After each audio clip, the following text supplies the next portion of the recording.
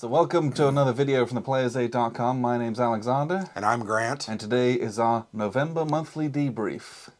So we just, it's what? Second week of December. Yeah, kind of almost the middle of December. But, Sue us. yeah. So November's always one of those months where kind of the end of the month, you get into the holidays and stuff. So we played some games this month. I really thought we would Game-a-Palooza it, but yes. it just didn't work out. Yeah, or we just ended up playing other games with the extended family at times as well. Not really, though. You guys wasted a lot of time on Thanksgiving Day at Crokinole. Which is a game, and it was amazing. No. You just missed out. No, I did not miss out. This is the words of someone with FOMO. Crokinole was awesome. Nope. Sorry. So, it's a dexterity game. No thanks. You see dexterity in anything that I do? Yeah. I actually have amazing dexterity. It was great. That was very fun, and I hope we do that again in the future. My dexterity is about a 17. Plus 4. So plus 3. Come on. Is it? 18 is plus 4. 18 is plus 4. We just don't play D&D anymore. Enough. Not as much as I'd like to. But anyway, I don't feel like we played enough games. It just did not work out. No, it ended up being a fairly slow month. And then, we're doing this because I've been in the office all week. I feel like I haven't, since just before Thanksgiving, I feel like today was my first day where I was back to my normal routine of things. Because I had a week off where we were just doing stuff. I ended up driving up to Fort Wayne for a day out, and Thanksgiving was kind of wild, and then we had a big conference this week, so I'm just it's the first day I've been sat back at my desk doing regular work from home, tidying up around here. The rest of the world works from an office or yeah, somewhere. It's just been been wild. I haven't worked from home for years. December, we'll play some games because it's also the same thing. You get into Christmas and it's once again, I feel like it's an opportunity for a Game-a-Palooza. Yes. But nobody wants to take advantage of it. No, I don't. I have some days off, but not as much as you do. I only have 2 this year. Yeah. But anyway, what did we play? As complain as we might. That is the question. It is the question. Your 2 timing continues. Yes, it does. On me. Behind my back, did we nonetheless. Did we play A Most Fearful Sacrifice in November? Mm-mm. That wasn't the first day of the month when we did that? Yeah, it might have been. I remember. Was it not set up on our table when we filmed the last one because we just played it that day? Yep. So the miracle of camera editing. Yeah, it probably won't, but I got it down there. Here, I'll just make sure and cut that out. I'll do a dance. Where in the world is it? There it is. On the bottom shelf. On the bottom shelf. We played A Most Fearful Sacrifice from Flying Pig Games. The biggest game of the year, volumetrically speaking. That might not be true with Assault was Red Horizon 41 last year. That was last year. Okay. That game's huge, too. That game is also massive. Actually, it's the same size box. It's like they contacted the same box producer. That's deeper, though. Oh, is it? Okay. Yeah. This is, might be volumetrically the largest game of 22. It's massive. It's an awesome game. It's very, very, very good. Enjoy it. And it uses the Black Swan system, which if you've played any of Herman Luttman's other systems, you'll be very familiar with it. Why were you doing the eyebrow twitches? Because they can't call it blind swans. Right. But, that's true. It shares some commonalities with the kind of experience that you get out of it. Chit pull.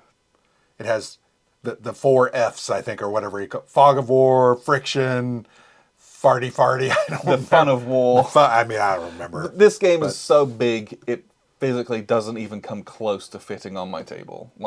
Get yourself a ping pong table, set this bad boy up. To do the whole campaign. Because that's what you want from this. But we played a 4 or 5 turn scenario just to get familiar with it. And there's a ton of scenarios in it. But the game is gorgeous, it's huge. It really plays very seamlessly as well. If you play the whole thing at your wargaming club over the course of a few weeks, you're going to have such a fun time with this. Well, we still need to get it back to the table because Yes. I enjoyed it a lot. We need a big table. We need a Yeah. big table, that's for sure. So we definitely played that. That was like day one of the month, I swear. It was. It was like November 1st. Then we played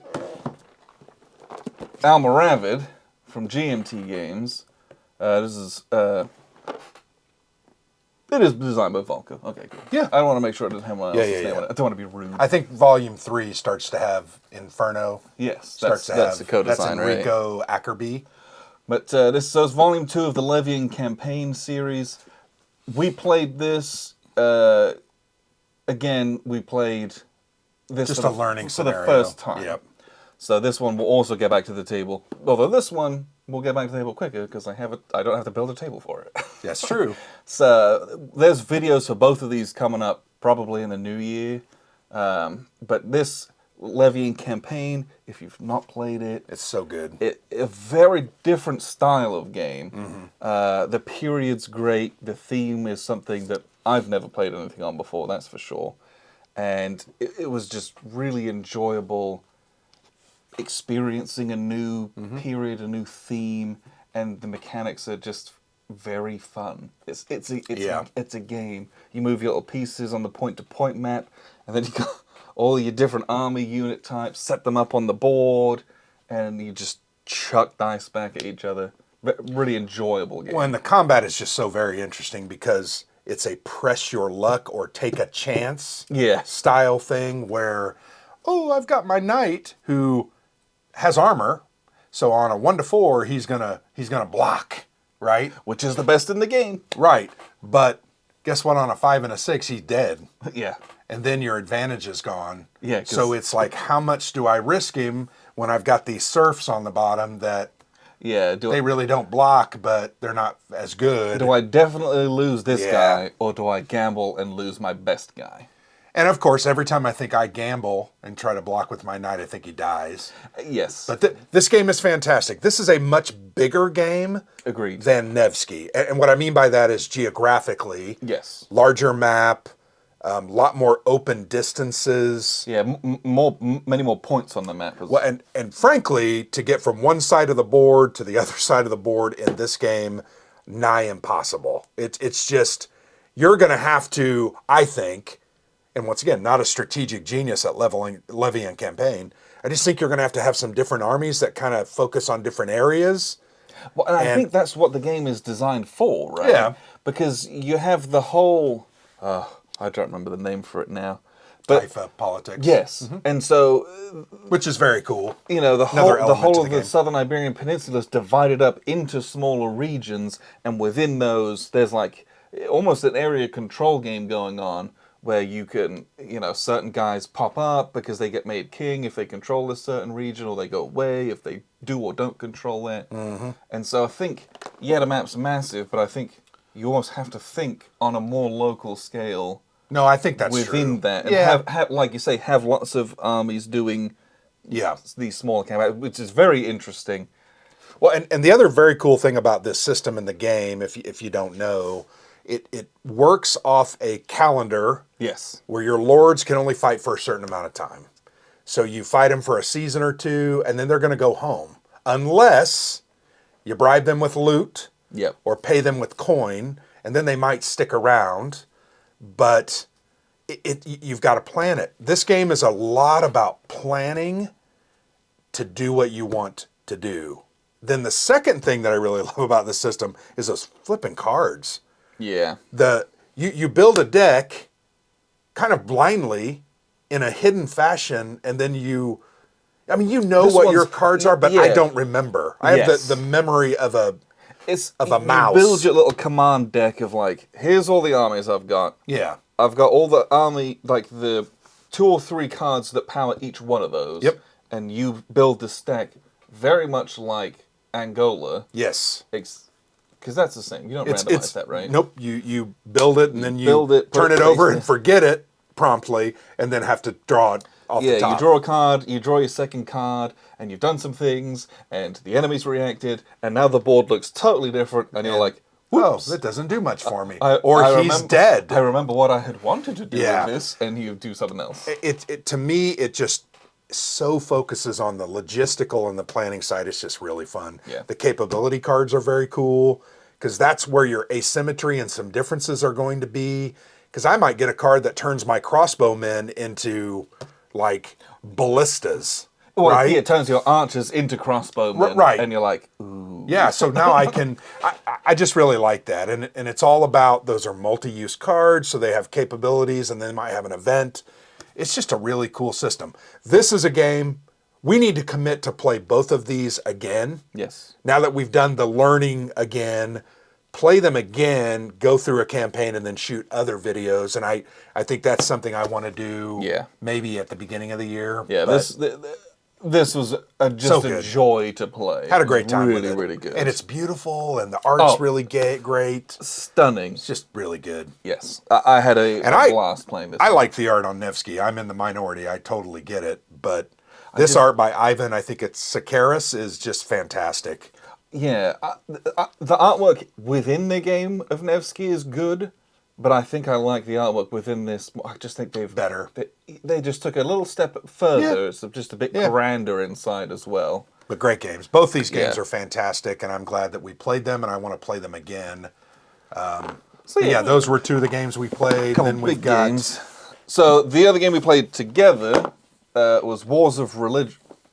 Yeah. 3-player game. 3-player game. We played with Wars Mike. of Religion. 3-player game based out of a company called Fellowship of Simulations out of France. Mike, a friend of ours, he came into town, and we played this 3-player.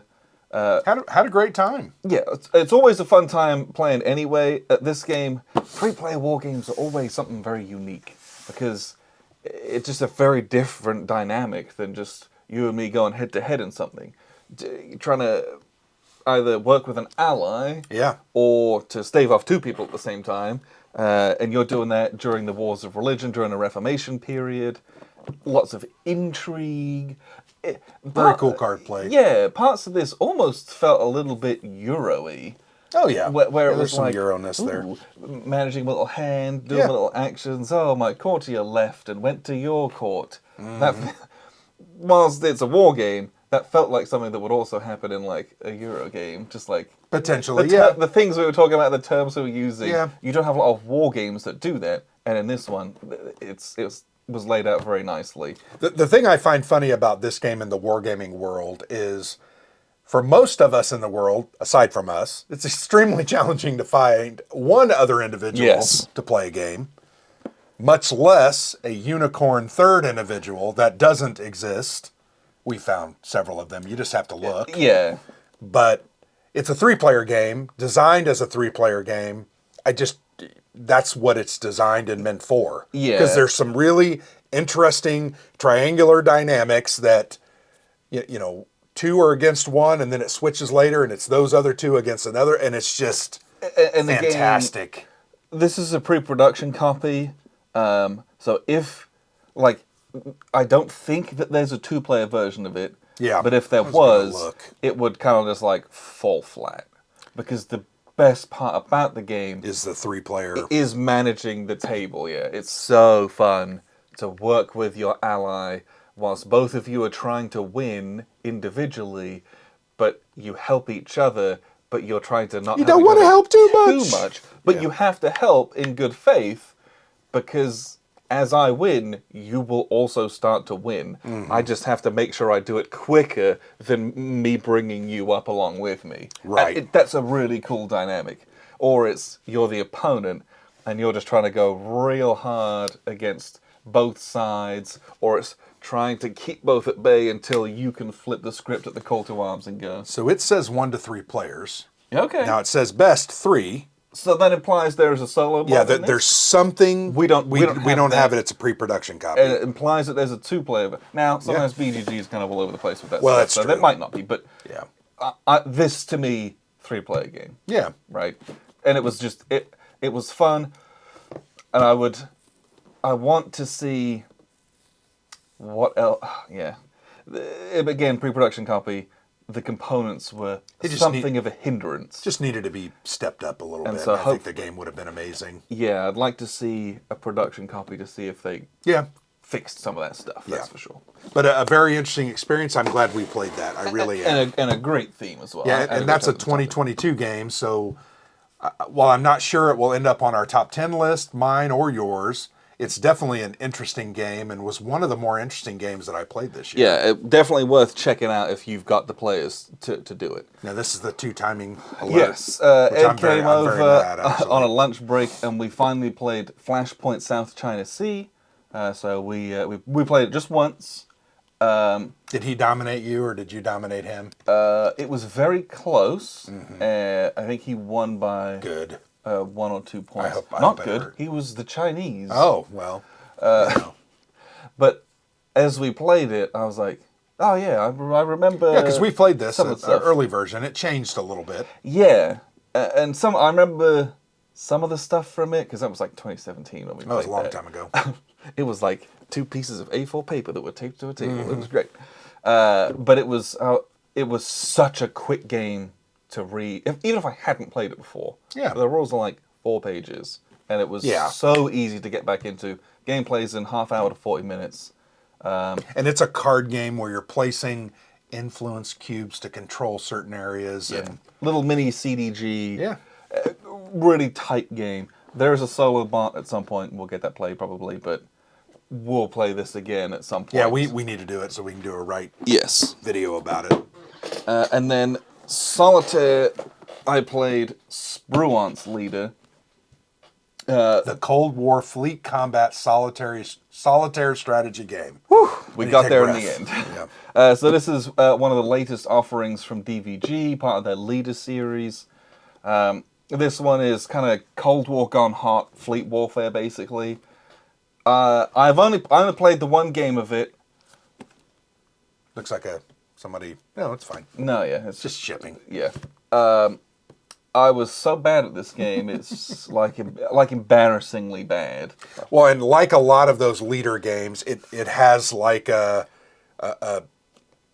radar-esque control panel where you're seeing the You've got different your tactical quadrants. board. Yeah. But you have a fleet of ships. There's the back of the box. Oh yeah. You're welcome. You got a fleet of ships that you've built out with your points, and you're using those on a campaign of different fleet missions. Sometimes that's going and striking targets. Sometimes it's an escort. Sometimes it's just scouting stuff. What did you feel like it was similar enough to the other leader series that you were able to pick it up? Were there unique elements that changed it? So that's 2 questions. If you didn't catch that, the familiarity is in like the overall stuff. The building of your fleets, Building the using of the points. How weapons work, points, fatigue, all that stuff. Yeah. The tactical resolution, I was so unbelievably terrible at because it is quite different. Yeah. Of how everything works. Again, there's the familiarities of there are fast actions and slow actions. Right. We all know what those mean. Yeah, we know what those are. But making it work and trying to achieve anything in this was very difficult. So I want to go back to this and really get into it before I do. So I have not played this. Is it just destroyers and cruisers and subs, or is it aircraft carriers, battleships? I mean, you played it. I don't know. So there's aircraft carriers in the aircraft carrier expansion I've got down there. But there's 2 other expansions. Yeah. There's an allies expansion, a sub one as well, or something. Yeah, there's like, but there's also a ton of subs in this. There's a whole nother sub expansion too. Okay. And then there's the expansion that adds even more like NATO and allied forces. There's some in the game, but that adds a ton more. Got it. But like, and there's a lot of stuff in this box. Oh my gosh, it's an ungodly amount. I mean, like that's punched and it's chock full. But like, you've got cruisers and destroyers, and you have to load them with missiles and torpedoes. But you also can buy the helicopters on the back. And load those guys up as well. Nice. And those guys help you do... I mean, there's some really cool stuff in it, but my whole fleet got sank. Are you a barbarian? Yeah, I photocopied it. Oh, okay, you photocopied it. Okay, I was like, what are you doing? Right on the... the ones they provide are glossy. You can't okay, yeah. But, everyone sank and everyone died. Okay. And I was going up against, like, 3 submarines. Like, it was oh, wow. just like I couldn't. They got you I could never roll to detect them, and they detected and attacked me every time. every time, and that just everyone sank, and I was like, "This is awful." Yikes. So I gotta play it more to figure it out, and then do it. I have not done that. So that was all the games that we played. I think I played Saladin this month. I think that was this month with from Ed. Shakos. Yes, and we played the not extremely complicated one. Okay. There's 2 scenarios in that. Yeah, it's a dual-sided board. Yes, and we played the one that is not surrounding a castle. I can't remember what it was called. Okay. But we played that one of the lunchtimes as well. So I think that's everything that I played. I played no solitaire games in the month of November. I was just damn lazy. Is that true? And didn't play. Didn't you record a playthrough and send it to me earlier in the month? Not that I can remember. It was really long.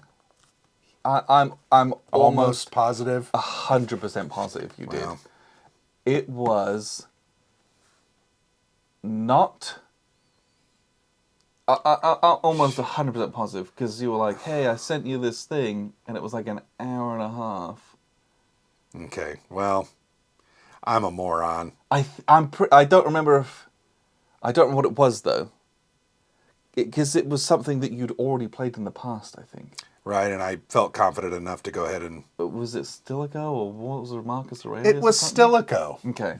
Stilicho from Hollandspiel. I'm a dummy. I couldn't remember if it was that or if it was... Because the Kaiserkrieg was before that. Yeah. And then Stilicho. that campaign Fall Blau was before that as well. Yeah, that one's already posted, yeah. But yeah, Stilicho. Stilicho is a very cool solitaire game from Hollandspiel, designed by Robert Dulesky. It's a follow-up to the Wars of Marcus Aurelius. I love that system. Very cool little card-driven system with some tracks that I love it. And I had never shot a video of that one, although I played it dozens of times. And I finally did a playthrough, and so that'll come at some point on the channel. I love that. I love that game. And I can't remember what made me decide to play it and do a video, but I think I was looking at my shuffle. I'm like, I got to play that and do a video. And I did. I got it out, but played 2 games that I died one like really quickly. And the next one I went pretty far and then died. And then I think I died in the playthrough. But it went to the very end. Went to like the very, very end. Very hard. That one's a hard one to win, so... Yeah. I always laugh when I watch some people that are like, you're not doing that part right. And this game is hard. Yes. If you're not remembering every element, you're going to mess it up. And I do that more often than not. Well, and you mess it up in your favor, and you're like, "Oh, I forgot to pull that event," and so it's much easier for me to make progress. Yeah. Anyway, so, great game. You're right. Thank you. Yes, I knew there'd been something. Yeah, there was something. So I wasn't totally lazy. There you go. And I actually did a lot of writing on the blog. Yes. I think I've got stuff scheduled to the end of the year in December, and here it is, the 9th. Yes. So, but I think that's everything that we played in November. Hey, I thought we had a sponsor for these videos. Yes, we do have a sponsor. What's their name again? Their name is Noble Knight Games. Noble Knight Games? Oh, that sounds very regal. It is very regal. Very regal. And if you want to feel like a king, go onto their website and you can find all sorts of treasures. Oh, this is so great. That slogan is trademarked now, by the way.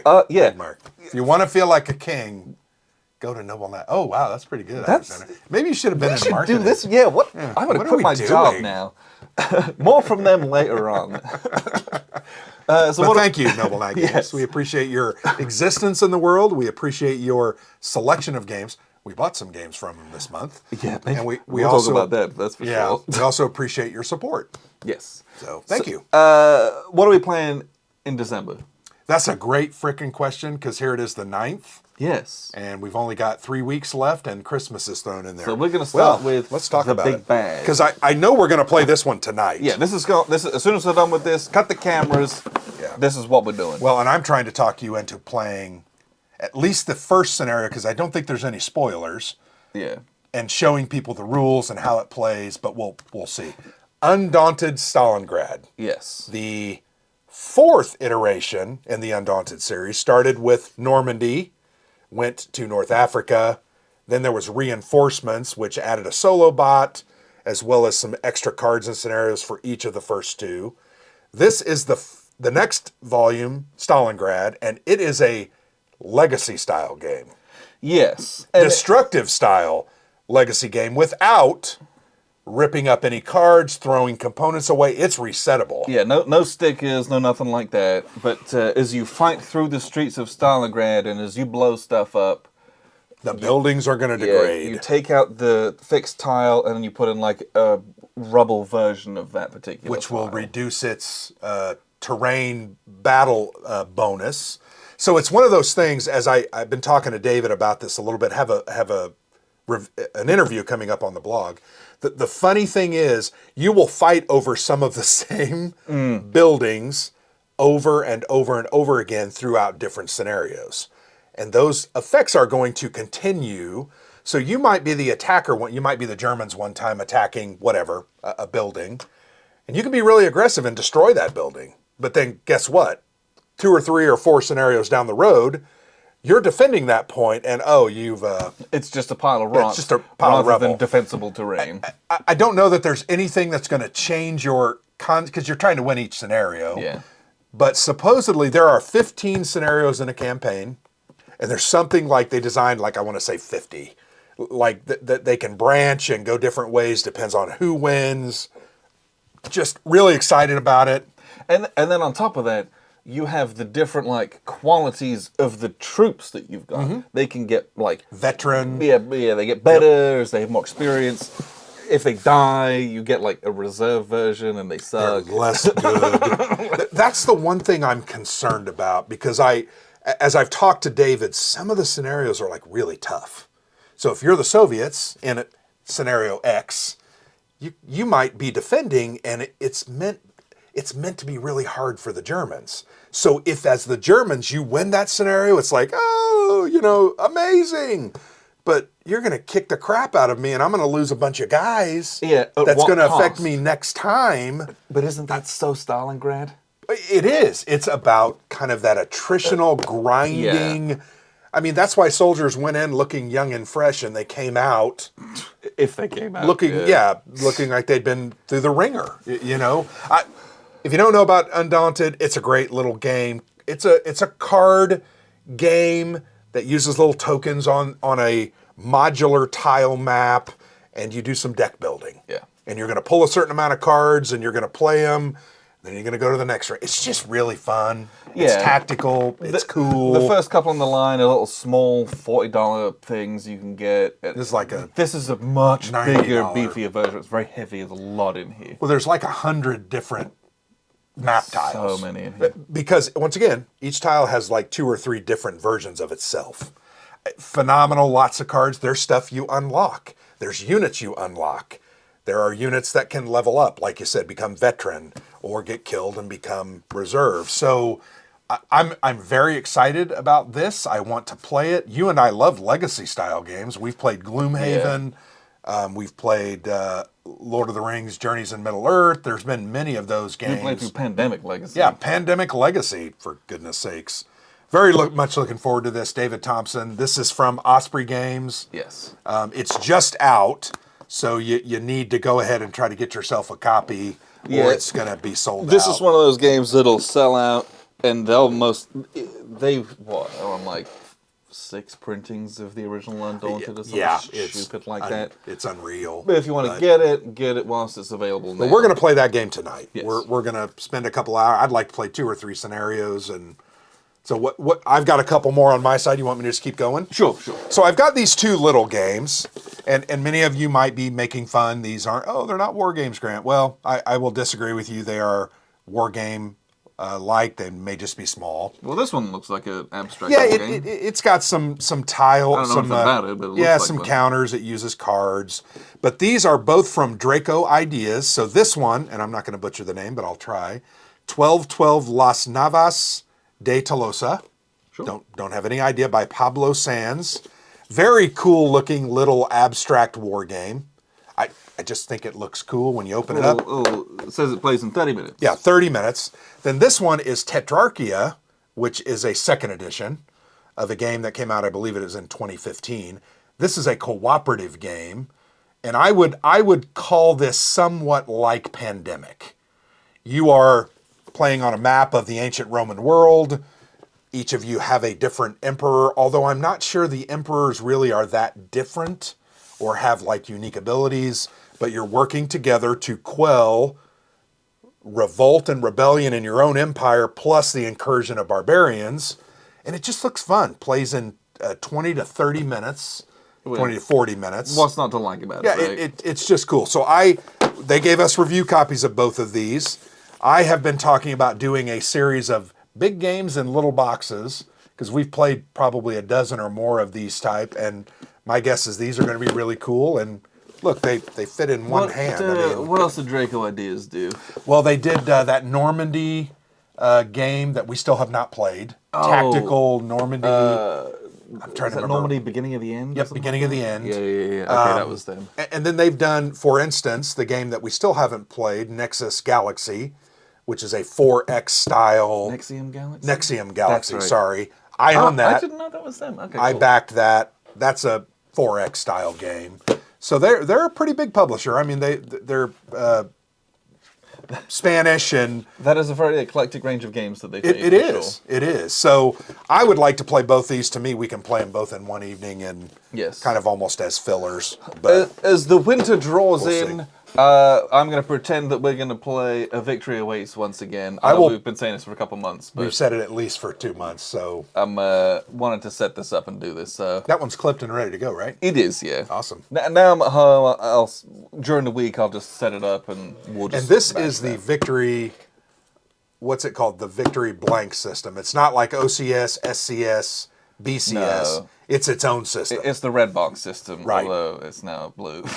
And it's got like, I want to say this is the second or third volume in it. This is the Third? I think it's the third. Okay. Yes. I want to play it very badly. It's Yeah. from MMP. We bought this at WBC and just have not been able to play Yeah, it we'll yet. get to it. It's a 2022. It looks very You cool. realize there's like no videos on. It's almost unreal sometimes. think It's those- been out since June. Yeah, well, it's a big game. It is. It's Right. not something you can just play overnight and I've shoot watched a video. I've watched people playing it. Yeah. Well, I've seen pictures of people playing it, and I'm very jealous. So Yeah. Looks awesome. We'll get to it. That's a real war game. Yeah. And once again, I will claim that we're going to play Siege of Mantua from Hollenspiel.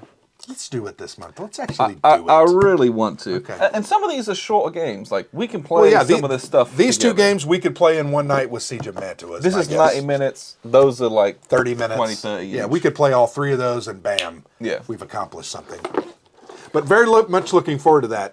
Amabel, first block war game Yes. And Design- probably the last. is my guess because she used all the blocks. She doesn't like Yeah, block. doesn't like block war games. The other game that I received this month that I very badly want to play, this is fresh off a Kickstarter from the Dietz Foundation.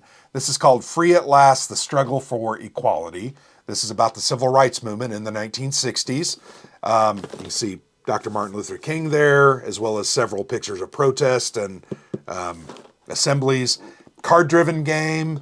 You kind of play through the states of the South fighting for civil rights. So, looks awesome. You're playing in cooperation. So, it's a cooperative style game. Right? Isn't that what it says? Is on cooperation and working to end segregation in the American South. Yeah. Just looks really good. A card-driven game. It's actually beautiful. It's also, because they did 1979 Revolution in Iran.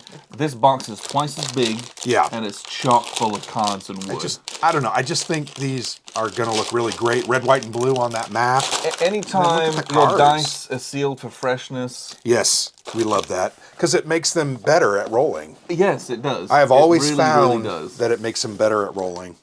So yeah, Free at Last. I backed that on Kickstarter Yep. about a year ago, and I think that's our second Kickstarter we backed from them, right? Revolution in Yeah. Iran and this one. Yes. Yeah. Yes. And then we got a couple of other games along with that, Yes, which we that's still right, haven't that's played. right. We have a problem. I don't know if you guys know this. We both like to buy a lot of games and then lament why we can't get them played. Case in point, if you want to look over to my right. We're also not the only ones who have that problem. Really? Yeah. Before we dive into I think that, some people have restraint. whilst we're on the topic of Kickstarter, Okay. let's finish up Kickstarter because Yeah. I had a Kickstarter deliver not war games. It is RPG. the Blade Runner RPG from Free League Publishing. They said, oh, fulfillment's finishing this weekend. I'm like the last person to get it. I've seen pictures of this for half months. a month. I'm That's like, funny. great. But When did you get that? Today? Just today. Oh, that's brutal. brutal. I literally thought today, I'm like, do I need to follow up? I looked on my shelf to be like, did this already come? I just forgot about it. And it showed up today. That's funny. But didn't you order the Aliens RPG as well? That is on my shelf. I already have it. Okay, yeah. I'm But, confusing them because they're both black. Yes, and they're from the same company as well. So Yeah. this is just for fun. This is Well, I want to play this, I desperately want to play it. but I got to read the rules and figure it out. I want to be the biggest, baddest, nastiest Blade Runner that I can be. Yeah, Or a secret replicant. That's my goal. you can be both. That's the great part. I want to take the test at the beginning of the movie. I love that first 5 minutes with Leon. It's so cool. I can't remember what it's called, the test, but it's The phenomenal. yeah. Some name. It's so good. Now I've got only different movie tests I in my brain. always ask myself, is that a movie that I like because I've convinced myself it's amazing, or is it really good? Oh no, it's very good. It is very good. I absolutely really- understand why people don't like it though. Yeah. I mean, to me, the Tears and Rain soliloquy at the end by Rutger Hauer as, I can't remember the guy's name, the replicant. Anyway, Yes. just doesn't get any better than that. The Voight-Kampff test. There you go. Love that part. Yeah. If there's a turtle on its back, what do you do? Or what he's like, huh? What? Your Yeah. mom or something? It's just funny. Yeah, that was delivered, Today. yes, today. I think Sure, you were pretty we excited. backed the SAS Rogue Regiment board game, We did. From Word Forge Games. Warforge Games. Warforge. What No. is it? It's in my thing here. It's on my War Game Watch if you're interested in Which you should check out. There's a lot of cool stuff on there. Word Forge Games. Cool. So, Cool. So I don't know if you know. Just recently, the BBC made and produced a show called SAS Rogue Heroes. Oh, okay. And I think that this is an unofficially licensed kind of Version of that. tie-in to that. But this is definitely North Africa, right? No. It's not? It looks like it is. Boy, it looks like North right? Africa. But it's just kind of dry grass and Okay. the sun is shining. But the map is not North Africa. Okay. The map is it's Stand France. corrected. Okay. And it's because the actual map itself is like very lush green and rivers, and you're fighting like Germans in grey Okay. uniforms. But I was surprised because the promo stuff definitely looks like it's North Africa. Well, here, in the pivotal weeks following D-Day. Yeah. So North Africa's over. But they're that trying to cash in on that wave of enthusambecause okay. of the TV show, which I haven't watched, but I have heard is very fun. Well, the game looks amazing. Yeah, the game is it almost looks like a miniatures game without miniatures. Right. It's a board, and it is very tactical scale. Mm-hmm. It's like individual guys running around, jumping from terrains, running to pillboxes, shooting stuff up. What's not to love about that? It looks great. It looks really good. The other one that I think is still on Kickstarter is Glory and Empire, First Victories, Wellington versus Napoleon from Lock and Load Publishing. And it's not Kickstarter, it's GameFound. Yeah, they use GameFound now, I think, for everything.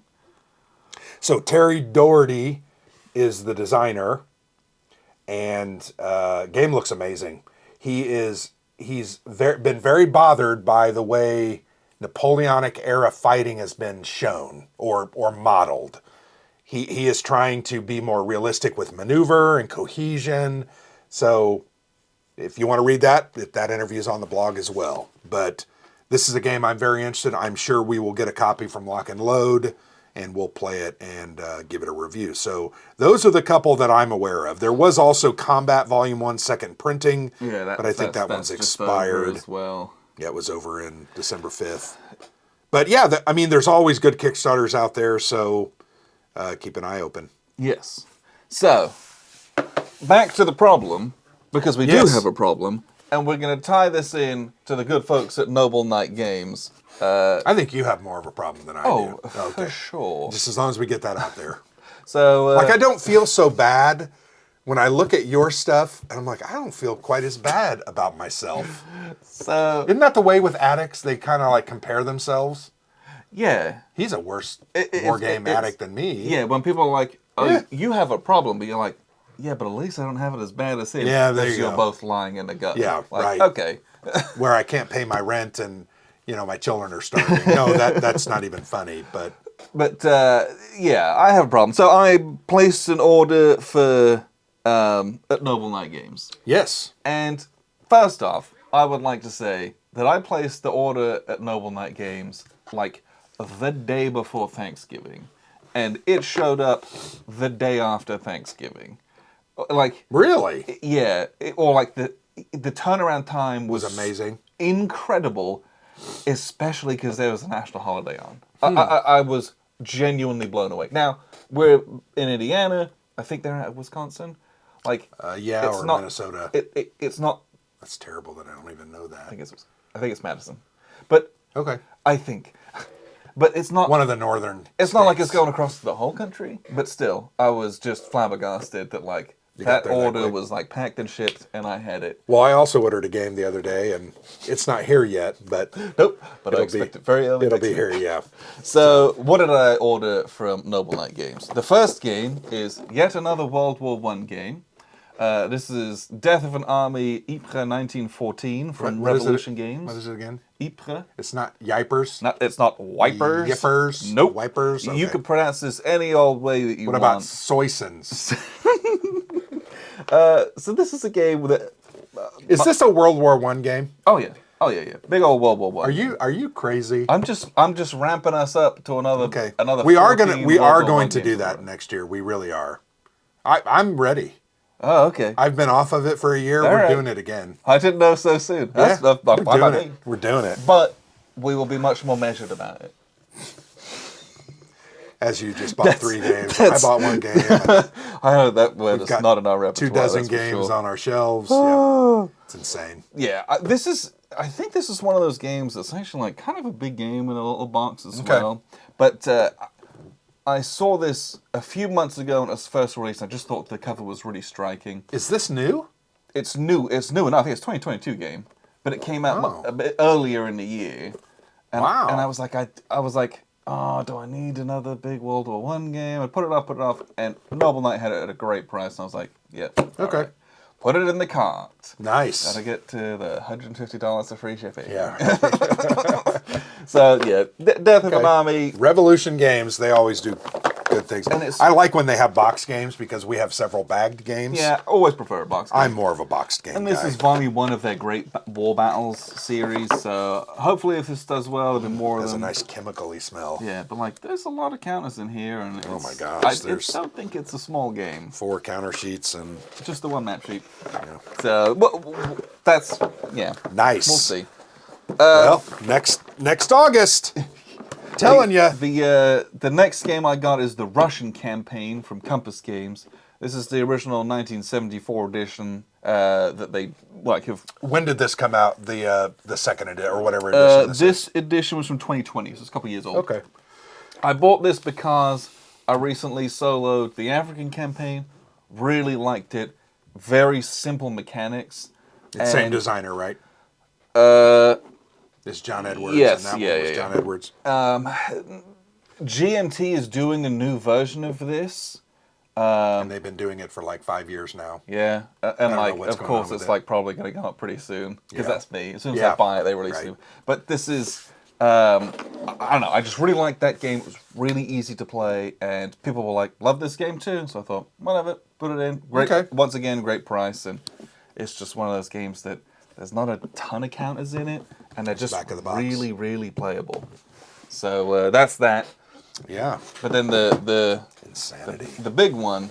Insanity. Was Bonaparte at Marengo from Simmons Games.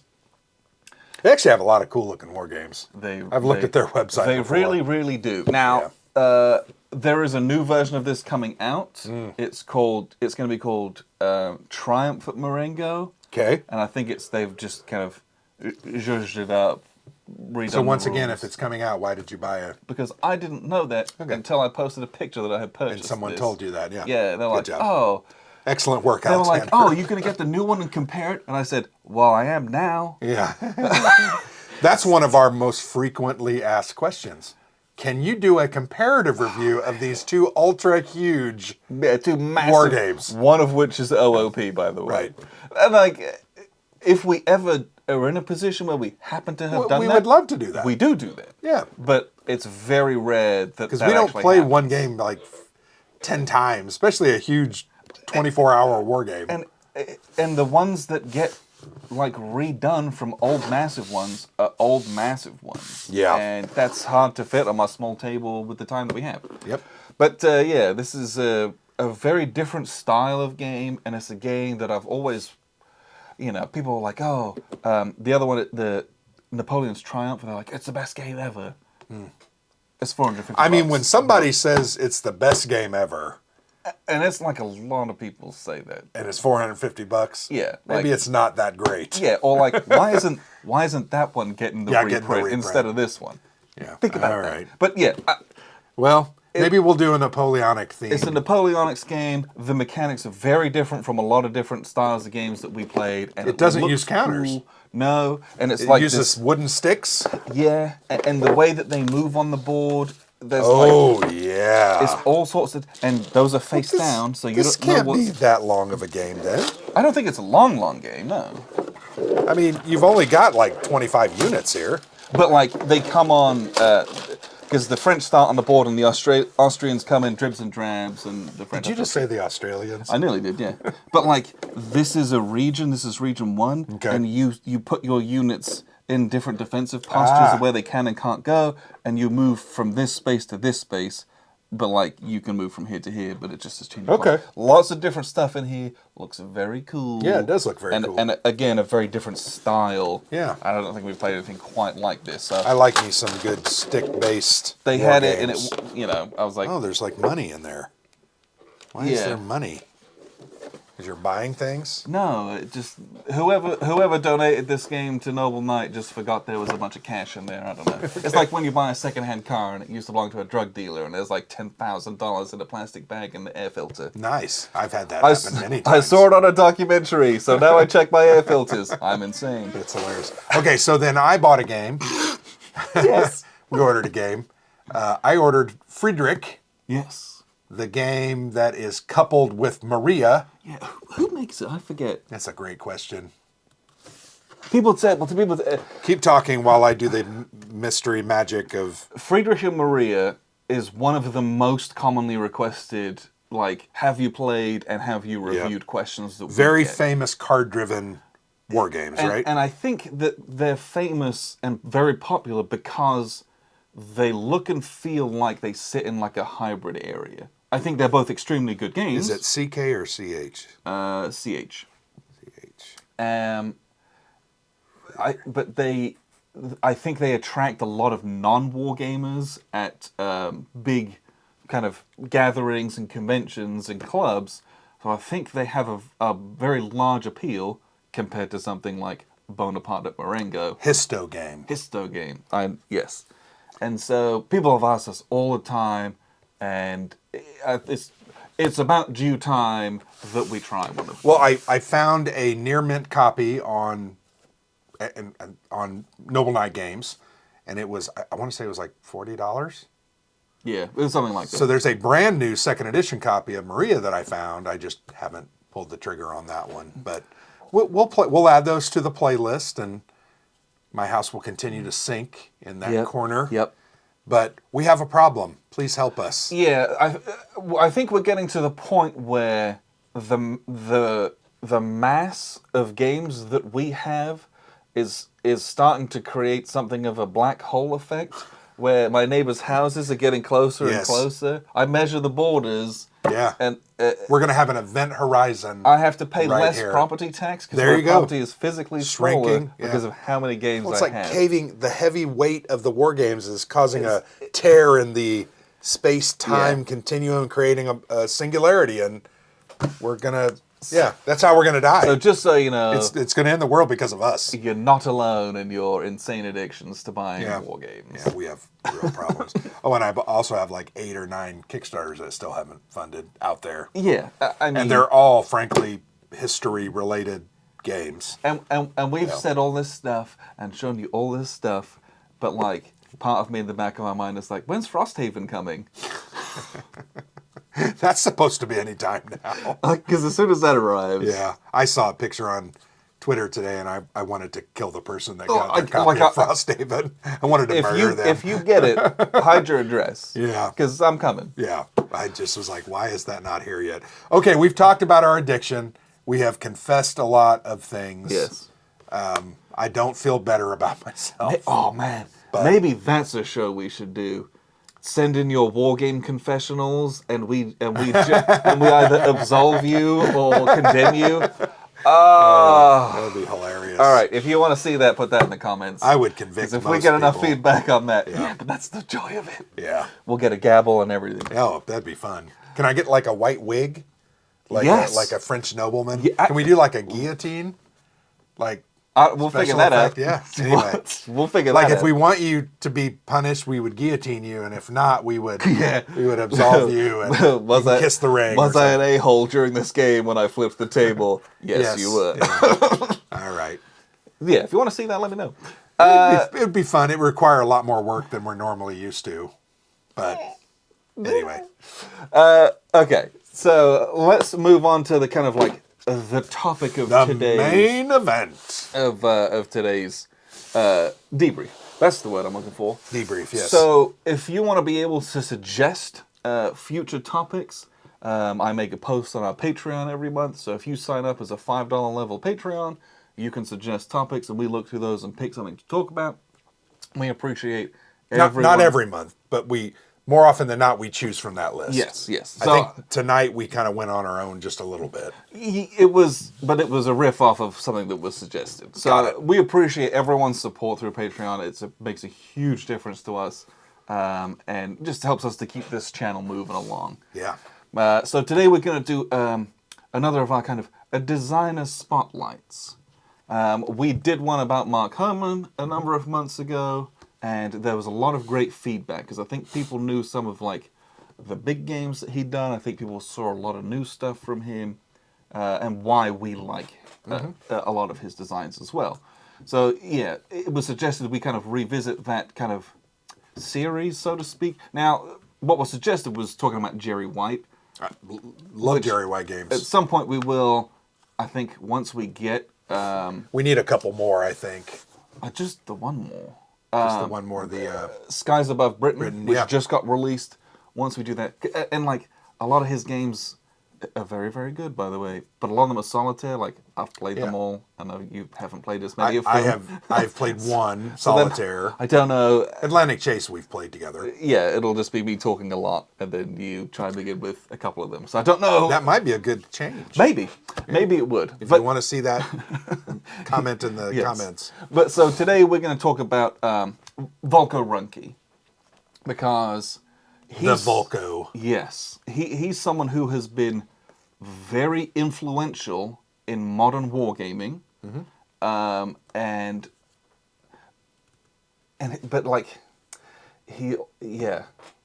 Well, I feel like a lot of his designs really push the envelope, and they go in new directions that we maybe haven't thought much about or dealt much with.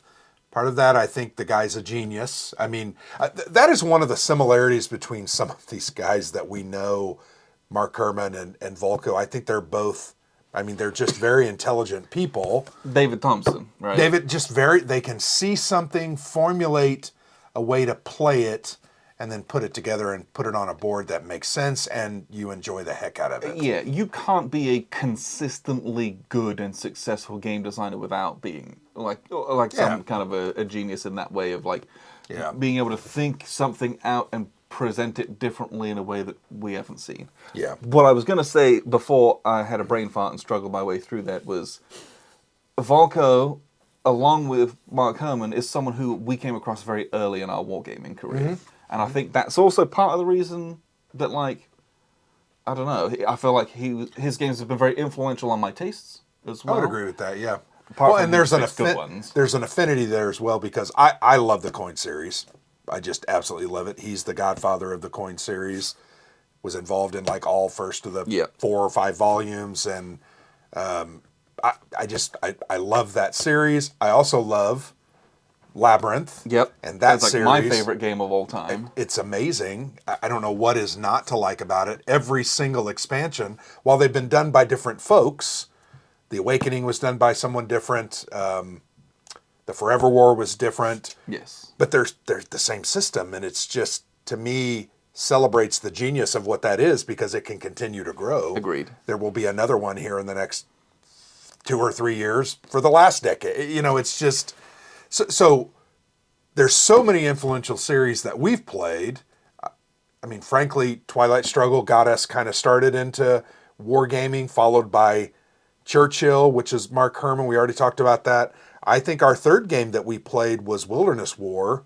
Yeah, Wilderness War was very, and then like Fire in the Lake was very close after some of that stuff. Liberty or Death, but that was. But then we went to like Fire in the Lake Yeah. and Cuba Libre, Well, and we played Labyrinth early on as Yep. well.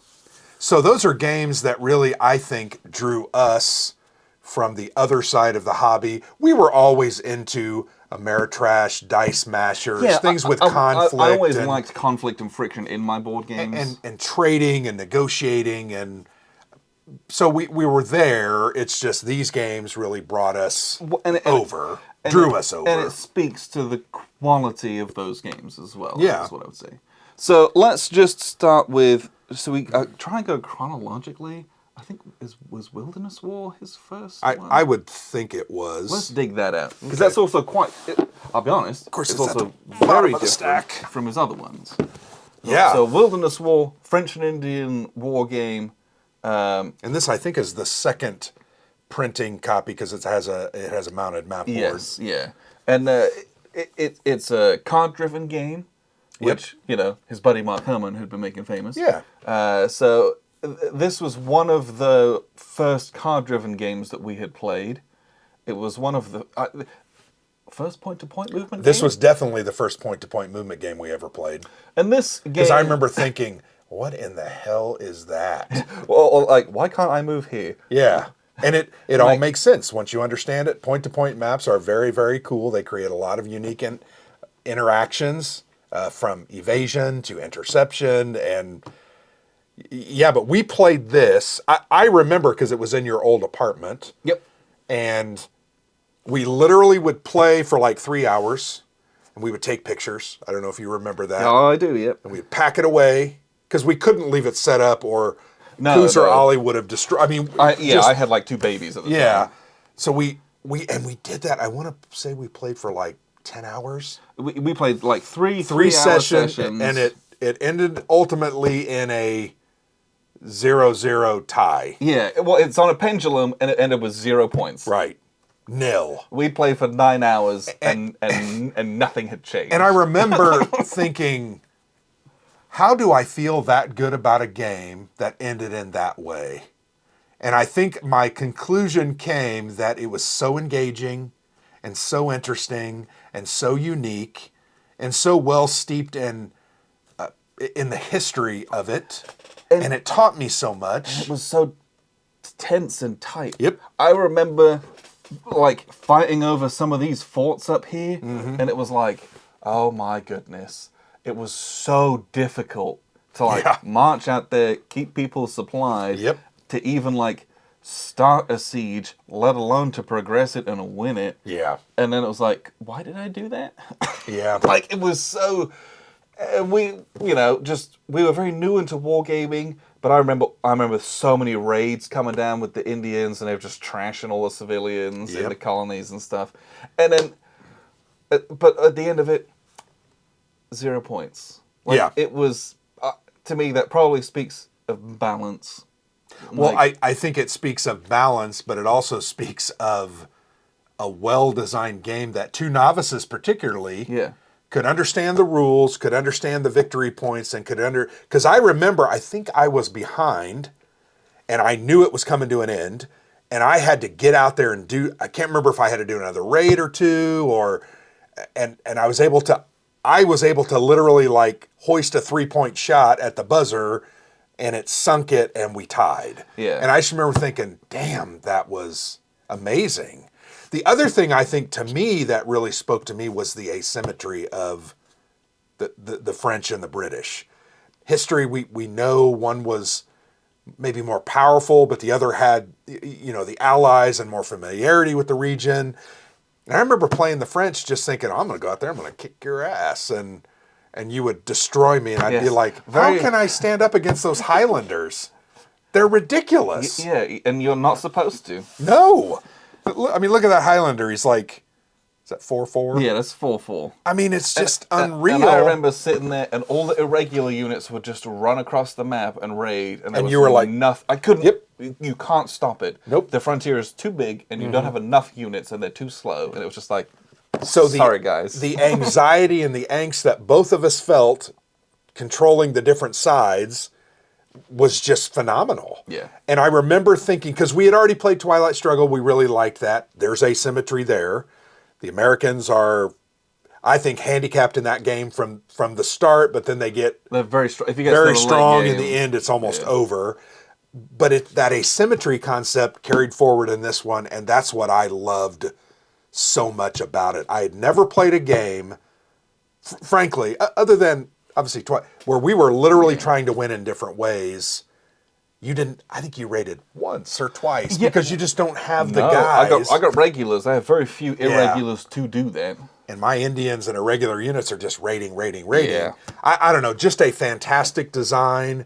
If you've never played a point-to-point war game, if you've never played a card-driven game, I would recommend you gotta give this. this a go. I would not say this is an introductory game by any means, but yet we did it. We did it, and we learned from it, and really enjoyed it, and we moved on to the next games. But that was our first experience, really, I think, with Volko. Yeah. And then it led to... So I think from there we went to Labyrinth. And Labyrinth is, I'll probably say, my favorite game of all time. And it is definitely in my top 3. Yeah, if it's not number 1, it's number 2 or 3. Fire in the Lake is my number 1, I think. This is an incredible 2-player game. And I have like all the expansions packed into this massive 3-inch box. This is the War on Terror in a box. Yeah. But the game that you're actually doing, it's this card-driven cat and mouse game. Couldn't be more asymmetrically played. You have like 2 different rule books.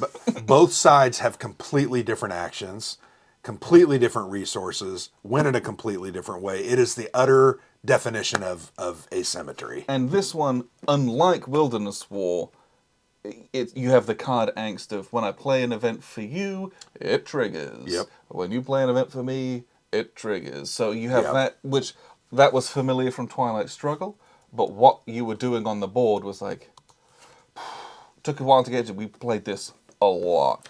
I would say this is probably the war game that we have played Combat Commander is probably number 1. It's probably Combat Commander. This is number 2. This Fire in the Lake's pretty high up there too. Yeah, it is. But I bet we've played this 15, 20 times together. And I love it. Every time we play it, I love it. It is such an intense game. The things that you're trying to do and to get away with and to like try and bluff and feint, but then you like don't have the resources to do that. And so you just like go real hard, but like your opponent can see it and they just like stamp you out and you're like, well, that's not good. And so trying to manipulate all of that and get away from those things, it's just I think the real genius in this one is the concept of the GWAT and the prestige, meaning are you hard on the global war on terror? Are you soft on the global war on terror? And if you're on the wrong side of that pendulum, makes it very hard for you to do, as the Americans, what you need to do. Yeah. So consequently, as the terrorist, the jihadist, you're trying desperately to get that to flip. Yeah. Because you can't do regime change I'm when trying you're to soft. ping all of the Schengen countries so that you're on the wrong side of that pendulum Or if you're like really deep into it, I'm like, let's mill the card deck to get to the elections. Yep, and then that's going to change. And it's one of the more really cool. frustrating games for me, but it's beautifully frustrating. What I mean by that is I know what I'm trying to do and I can see that I'm making progress, and then something changes. And it's something I can't deal with right then. And then you start going off and it's like, oh crap. It can go to hell in a handbasket real quick. Real quick. Yeah. But if you play it well, there's a lot of things you can do. You've beat me. I think the one time you beat me really badly was you put 3 weapons of mass destruction or 3 terror plots in the U.S., and one of those was a WMD, I believe. And I just didn't have the cards to do what I needed to do, so ultimately you won, and I remember that hurt. That hurt a lot. But that pain was just so interesting. The gameplay of this is so different from anything else. There's nothing quite like it. It's such a rewarding game to play. Now, thematically, what you're doing is fairly grim. Yes. The jihadists, where you're trying to like do terror plots and do regime change and establish all these various like caliphates everywhere. But mechanically speaking, how you execute that, it is mouth-watering of how you move pieces around, or you're trying to sneak them around and revealing pieces and hiding pieces, trying to get away. And as the U.S. simultaneously, I'm trying to build up good countries so that you can't do so I can't anything, or at least not effectively go in any of those. Just a fantastic game. Very, very, very cool. And it's card driven, point to point, but it's very different than, say, Wilderness War. Very different. Yes. The card play is fantastic. Some of the events, once again, you learn a lot. You remember those cards. I think this was the first game that we ever played where I'm like, oh, I saw that on TV. Yeah, just a couple years ago. And very fascinating. I love Labyrinth. And like you said earlier, the expansions just keep on coming. Yep. So you can play this all the way up to 2015 now, I believe. Yeah. Is like the most well, and it also has a stuff. Fully functioning solo bot that you can play this on your own. This game is so good, I bought a copy. I have a copy of this one on my shelf as well. And if you're like, oh, I don't want to do a solo bot, there's a digital version of this game. Go buy it. It's true. I have it on Steam. I play a lot. I get my butt kicked a lot, but it's out. It's amazing. So, kind of after that, we kind of got into the coin series. Quite a bit. The first coin series game we played was Liberty or Death. Yes. I bought that one, fell in love with it.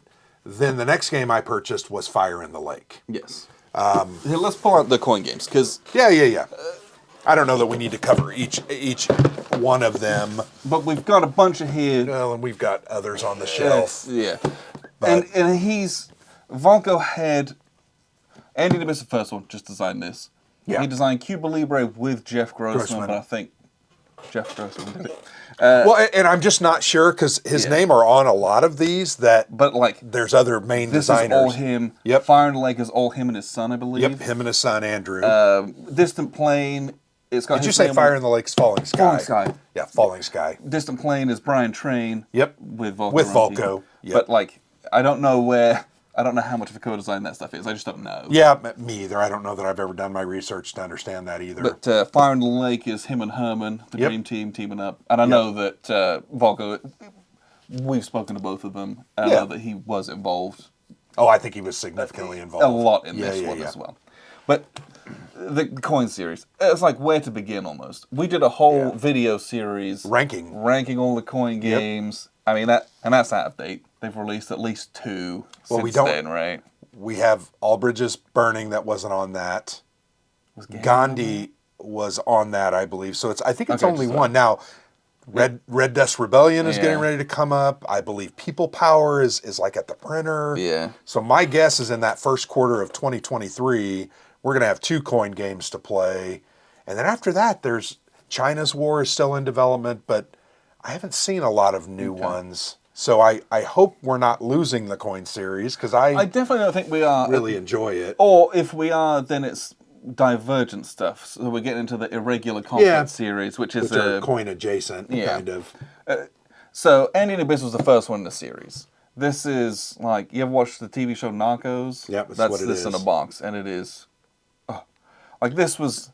And it's funny because this is the first volume, but it's one of the last ones that we ended up ultimately playing. Because we played Liberty or Death, then we played Fire in the Lake, Falling Sky, Distant Plane. I bought Cuba Libre. We played all those. And we played the rest, but we finally, on like a second printing, got a copy of Andy and Abyss a couple of years ago.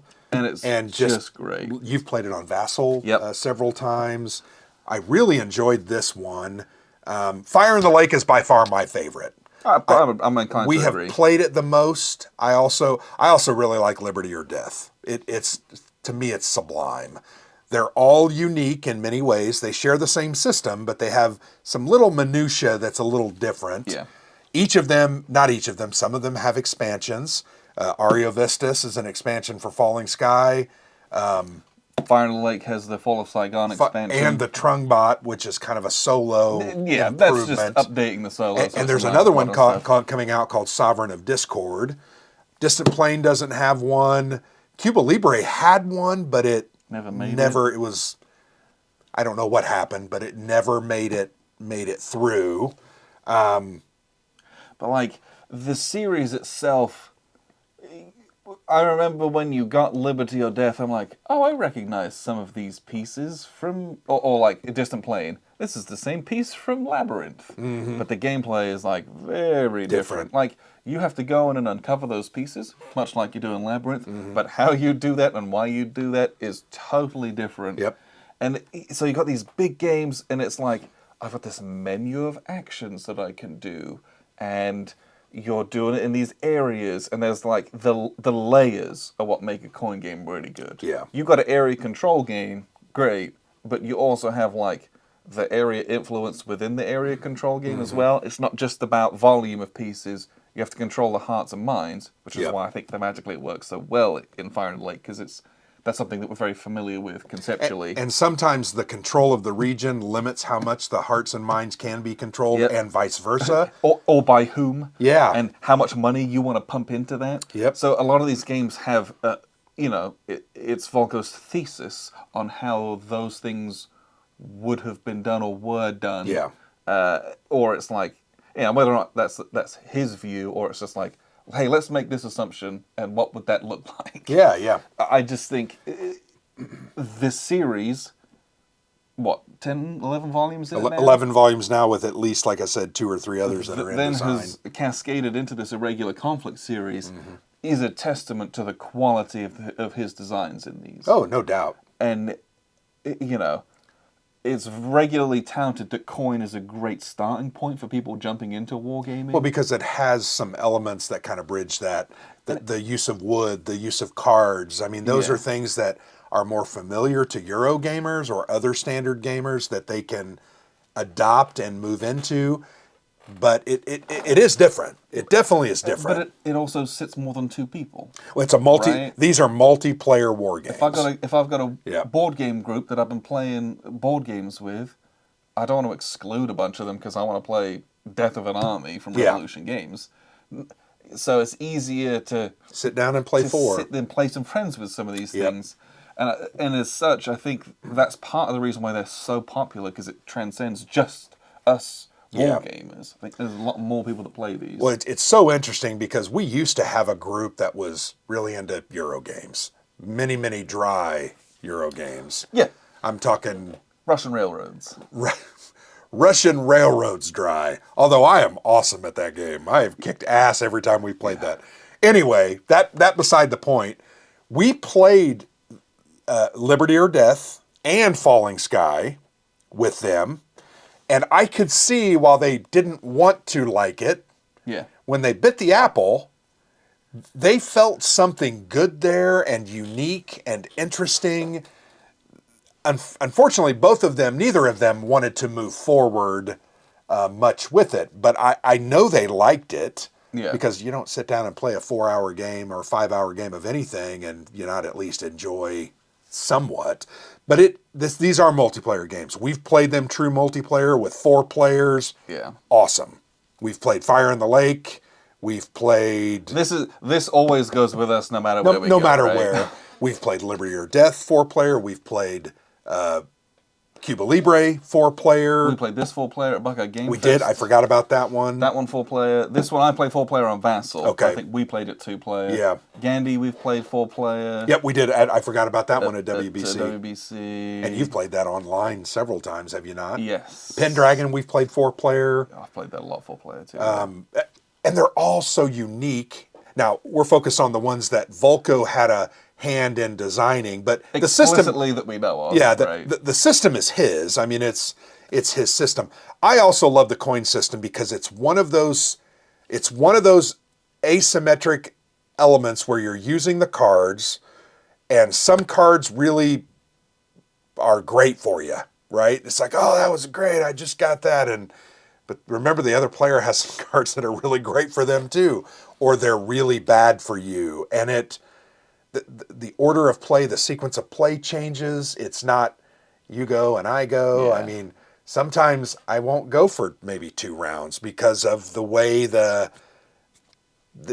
eligibility comes up, or some events or things that come up. And it's so fascinating to me, the different environment that it creates. And then it creates that cooperative element between at least 2 of the factions.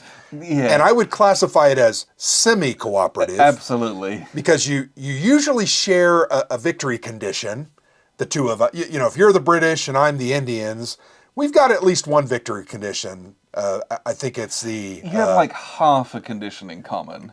Kind of. But you've got to work together because I don't have the resources you do. You aren't as mobile as I am. We have to combine to defeat them. Yes. But then we have to stay on top of each other to make sure you don't get too far ahead of me and I don't get too far ahead of you. Yeah. And I don't help you too much and I don't help myself enough. And it's glorious. I have found that Fire in the Lake, I think, is beautiful. I love the interplay between all 4 of the factions. We've had a great time with that one, but that to me is one of the hallmarks of this system. You're going to have to win with someone else, at least for part of the game. Yeah. And then you've got to be prepared and ready to break away and do your strategy to get what you And doing need. it at the right time. The Yes. timing in these games is always key. Because if you do it too early, you set yourself up for punishment. And everyone just dogs you. And you're If like, you do it too late, you set yourself up to running out of time because you don't exactly know when the game's going to end. Yeah. There's a number of cards in there, like 4 or 5 turns, or 7 turns, or 8 turns, but that card may come up 10 cards earlier than you thought it would come up. So you've got to be prepared. And that angst is so glorious to me. When I play these games, I'm always like, I'm looking around. Oh my gosh, I gotta start doing something there. But that's Volko, and you can see all those elements in those other games that we've already talked about. Wilderness War to Labyrinth to these. I mean, it's just phenomenal. It's just phenomenal. Yeah. I love the coin series. I could talk about the coin series forever. We've played so many of the games. I also awesome. just like that it's a way to get lots of... Well, we take these to conventions because it's like we can sit down with lots of people and have a communal wargaming experience. Yeah. I really enjoy that. I think that's something that this series offers that is awesome. Like, Yeah. you need it mechanically to make the games work. Yep. And, But compared to Wilderness War's a 2-player game. yeah. These are 4-player games, and it's just It's just such a awesome. cool experience Yep. doing these with 4. It's very unlike a lot of the other 2-player war games. Agreed. So I think the last thing that we'll talk about Look at that. we have here. Look at that beautiful cover. I love it. I love it. I know most of you are saying, what in the heck? I love it. Why do I love it? Because it's different. Yeah. It's not the same old crap that we've seen over and over and over again. I love it. So great work. I'm trying to remember the artist. Paul Dobbins, maybe? But yeah, it looks like it. I just think it's awesome. So this is Nevsky. This is volume 1 in the new, although exploding. Yeah, how There's about about that? 400,000 versions of it in design or editions. Nevsky is the first in the Levy and Campaign series. And when you hear the word Levy and Campaign, that is exactly what is in the box. You are levying your lords and your forces to go out and fight and campaign. What do you need to campaign? Food and money. Food, money, and troops. Budget. And all of those things are included in this game. It is a very awesome potpourri of some of the most basic elements of wargaming, logistics, Yep. distilled down into a very playable system that frankly it's fun, Yes. it's interesting, it's unique. And let's face it, this is Russia in 1240 AD. You've never played a game there before. You really haven't. Like, and that's the thing I appreciate the most. Like the Levian campaign series, the mechanics are great, the gameplay is enjoyable, but like, look at these two games. have you ever played a game on Spanish, the Spanish Reconquista? The Reconquista against the Moors. Very No. few games out there. There's a few. I'm sure there are, but like, But- I've never played them. Nope. But so like, getting really cool medieval stuff into our hands is both an incredible learning opportunity, Yeah. but also a way just to explore something new and different. Yep. Like, from a mechanical standpoint too. I've had a blast playing both of these. And I suck at these games. Oh, yes. And I suck at coin games. I suck less at coin games than I do at Levian campaign games. Yeah. We've played more of those. I remember when we played Nevsky, we were both just like, What do I do? I didn't know, like, Oh, I didn't bring enough crap. I can't do anything. Great. these are logistics suck. games that have battles in them. Oh, and they're good battles too. Yes, but like, if you don't do the logistics, you just lose the game. Yeah. Like, that's what happened. I remember when we played Nevsky. I do remember. I'm like marching my troops around. They ate all the food, and then I lost the battle, and everyone died, and then whoever survived went home because they were pissed off. And Yeah. I was like, And then I think and I there was ran like nothing on the. I had yeah, one army left. I think on the I was able board, to and I'm like, siege a big city, take it over. this is not good. I ravaged a bunch of but this game, I mean, it's how many games do you have a sled counter? None. How many games do you have a cart counter? Maybe more. How many games do you have a boat counter that's not a cruiser or an aircraft the carrier? mule counters. A mule counter in Almoravid. You love it. Or you have a provender counter, which is like food and sundries to keep you alive, Yeah. right? And you have a loot counter, and you have a gold counter, and it's just phenomenal. Oh, and then, by the way, if you don't have enough food, what can you do? You can Ravage the area. Or forage. What war games do you have fricking foraging in? that isn't ridiculously overcomplicated. Yeah. Remember, what's that Roman game that we played? Imperium Romano. That had a forage. That has foraging in it. And it's awesome. It also has a mule baggage train, which is freaking awesome. Your death stacks like this. Yeah, but that Roman game is marching so simulator. complex. It's almost, I don't want to say unplayable. It's just extreme. This is ultimately very playable. Very playable. Extremely playable. And it's so interesting how approachable they are on a subject I have no knowledge about. And genuinely, even if you've no interest in medieval stuff, you should try one of these just for the mechanics. Yes. And then I think you will fall in love with the theme. And then there's 16 more of these coming. Yeah. I say that in jest. I think it's like 12. Probably more than that. Inferno will be releasing sometime this month. I think it's supposed to ship at the end of December. After that, you've got like Joe Schmidt's version. Henry the I think Fifth. it's just called Henry, though. Is it just called Henry? Yeah. It might be. I mean, that's a smaller version of the Levian campaign system. Might be a great intro if people are Yeah. scared. Almoravid's pretty big. And I'm really looking forward to that, just to see it. I like Joe Schmidt. He's got some very interesting ideas and thoughts. He's a younger designer that's coming up. I know there's Plantagenet. Yeah, Plantagenet, the works. Cousins War. I mean, there's a million of them. So many others, and it's just... The Japanese one, is that happening? Did I make that up? I don't know about that. Maybe. I mean, why not? feel like They had amazing. medieval in the Sengoku Jidai. I mean, Wouldn't that be amazing? didn't they use mules and things to do? Right? Yeah. You levy your lords to go and fight Yeah, for you. would be fantastic. But I think the depth and the breadth of this system, well, it's in a couple 1,000-year period, right? I mean, the Middle Ages, the medieval period. Yeah, you can go pretty far back in time and pretty far forward, and it still is pretty reasonable. Yeah. Because It could translate. my armies are walking around, they're fighting with swords and shields and Yep. projectiles, and you gotta feed them, otherwise they go home, because they're subsistence farmers.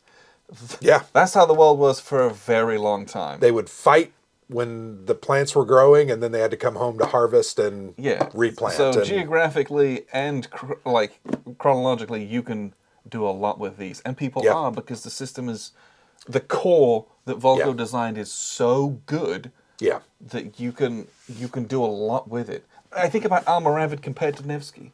Think about the things that they added and changed to it There's some that made politicking it in there. so different. Yep. In its feel. Yep.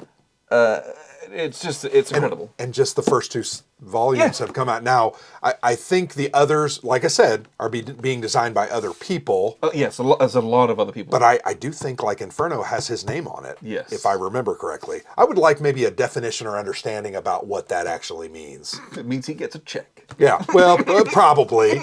And good on you, Volko. The other thing I really like about the Levian campaign system is it's not only unique, it's unique how you do what you do. The card system's very cool. You're building a deck ahead of time, and you're saying to yourself, okay, I've got these 3 lords, I've got 3 cards of each in this thing, got a 9-card deck, here's what I want to do. This is the order I want to activate. And this is what's going to happen, blah, blah, blah, blah, blah, blah. And then you put that deck down, and the first card you turn over, you do exactly what you think you wanted to do. And then the other guy plays his card, and you're like, oh. And immediately your plan is out the window, and you're like, I've got 8 cards, and that army just died. Right. So I know that the next couple are useless. Yes. Or that lord moved over here, and it's going to take me 3 turns to get over there. Oh, and I only put 2 cards for that lord. Yeah. And that'll get me out of my supply, so I can't. Oh, just But great. it's so interesting and unique. We've played a couple of games that do that. Angola. Volko loves Angola. Yes. My guess is very obvious where that was inspired from. he used, we've talked about this, coin series inspiration is evident, in my opinion, in Angola. Not totally, but it's evident here as well. I think Angola is. Oh, there's a lot of Angola in these. Oh, yeah. Like, yeah. I think about all the different unit types in that game, and all the different unit types in this game, and how your army composition in this one, it's harder to change because well, that's what you've got when you levy those dudes. But yeah, each of the lords has like a couple of different types of, and you really can't get any other guys. No, but it's which armies do you join up to complement each other as a big blob? Or which ones are you like, okay, I don't need those guys together because they got kind of a lot of the same stuff. They can complement other armies.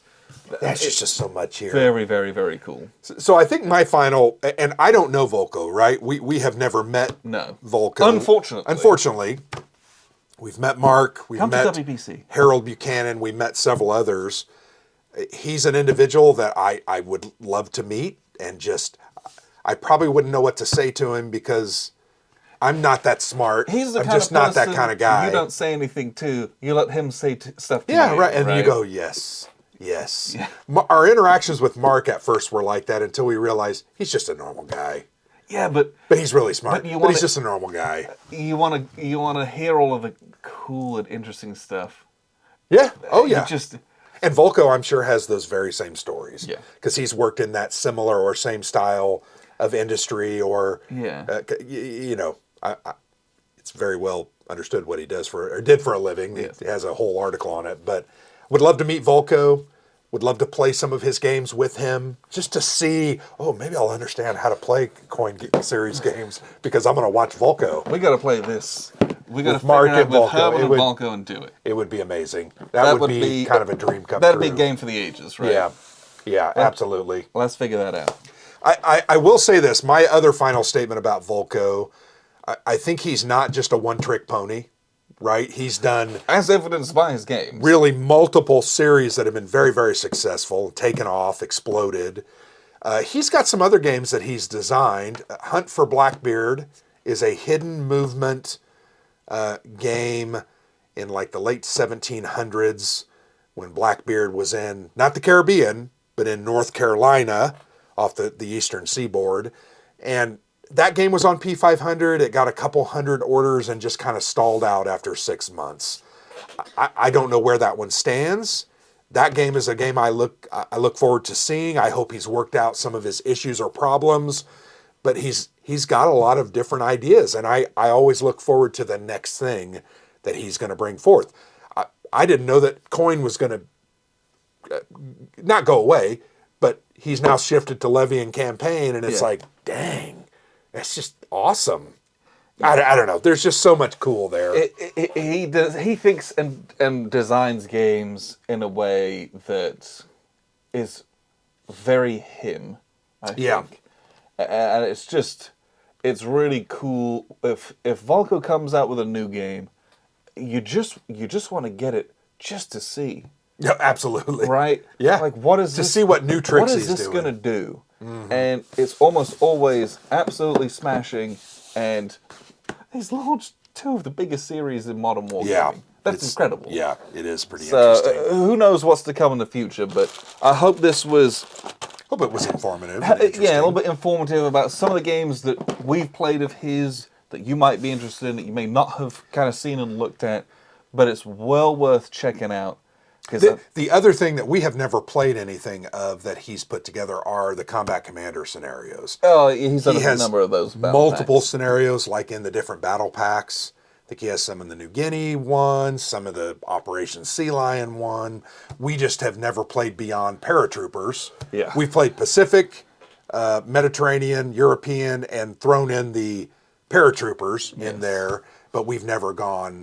And I love Combat And Commander. that was a lot, yeah. We played. There's a ton of that game. We just haven't got there. Yeah, but yeah, you're right. Yeah, I don't know. His games are almost always something that's well worth looking at. Like, you know, that even if he designed something on a topic that I had no interest in, I'd be like, I think he's a designer where I wouldn't care. Mm-hmm. I would get it because I know that there's going to be at least mechanically something that's very interesting in it. And it's probably going to explode. So get your first editions whilst you can. Yeah. So hopefully we'll design a spotlight that was interesting. If it was, let us know. And if it wasn't, sorry. Keep it to yourself. No. But, you know, what other designers do you want to hear about in the future? Because we might do this again and revisit this at some point. I do think this is kind of an easy fallback because there's so many great... Herman Lettman's one that I would love to... I want to play more of his games for sure. We have played probably 5 or 6, maybe 7, and there's just so many out there that I would love to try. Yeah. But the thing about Herman is I think his games are just very interestingly fun. They're just good he has games. a fun factor to his game where you're like, yeah, it's great. These games are fun too. They're a little more... They're just different. Yeah. It's just different kind of fun. But anyway, I think there's a lot of fertile ground out there that we could... You know, Brian Train. We've played a lot of Brian Train games. We have. We've played a lot of He's Amabel. made a lot of games. He has. Amabel Holland games. I mean, there's a lot of games. Lots of games we could cover and designers we could look at. So yeah, let us know if you have any of those that you kind of want to think about in the future, and we'll take those into consideration. But appreciate you very much for tuning in. I've been Alexander from theplayersaid.com. And I'm Grant.